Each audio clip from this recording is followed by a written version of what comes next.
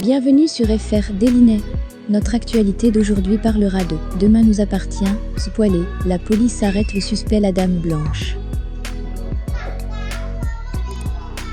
Après son agacement, Victoire vérifie William et lui assure que tout va bien. Cependant, le docteur Lazari a voulu lui commander un électrocardiogramme, mais William a préféré s'occuper de sa mère. Dans la salle d'à côté, Brigitte a eu de la chance et est sortie avec une main légèrement foulée. Croyant qu'elle ne se sentait pas bien au volant, William voulait qu'elle fasse un scanner cérébral. Cependant, lorsqu'elle a expliqué qu'elle avait eu un accident, parce qu'elle voulait éviter une femme en blanc, le médecin s'est vite rendu compte que ce ne pouvait pas être qu'une coïncidence. Pendant ce temps, Aurore et Martin sont sur les lieux du crash et ramassent une nouvelle carte à jouer sur le pare-brise de Brigitte. Pour le capitaine Jacob, il ne fait aucun doute que sa famille est la cible de cette mystérieuse Dame Blanche. Comme il y avait de fortes chances que l'étranger attaque d'autres membres de leur famille, le commandant Constant a décidé de placer les douaniers sous protection policière. Sur l'une des photos prises sur les lieux de l'accident, Sarah remarque alors une femme qui filme toute la scène.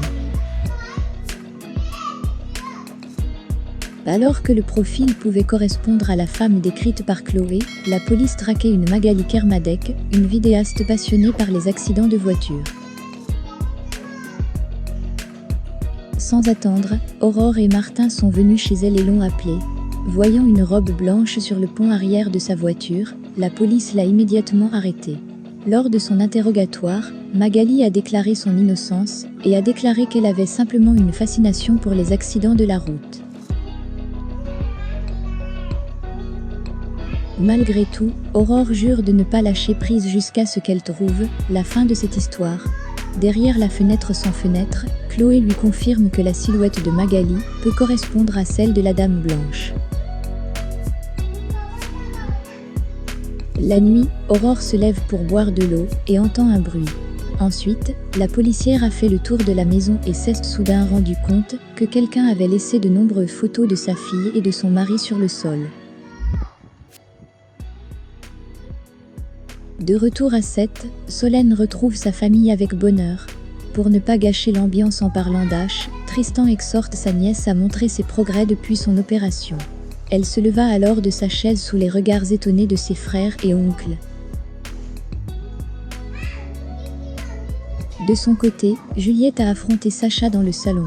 En effet, la mère a enfin ouvert les yeux et comprend maintenant qui il est.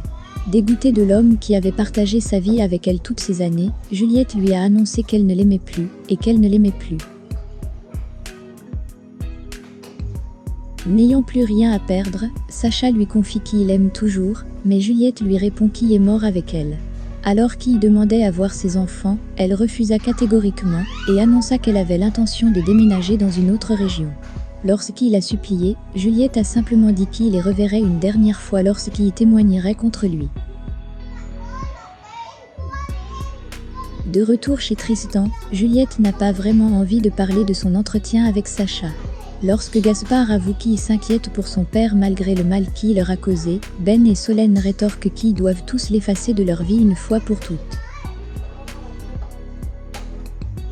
Peu de temps après, le jeune homme s'est excusé, mais Tristan nous a assuré qu'il était normal qu'il ressente cela. De son côté, Océane espérait seulement que leur père mourrait en prison. Les mots n'ont pas plu à Gaspard, qui a signalé qui était toujours leur père. Pendant que l'air joue, Tristan suggère qu'il joue au bilboquet pour soulager le stress. Le pari a été réussi, car toute la famille a retrouvé le sourire en le faisant rire.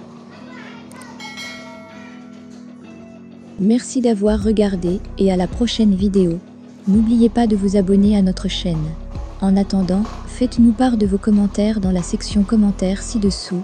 Au revoir.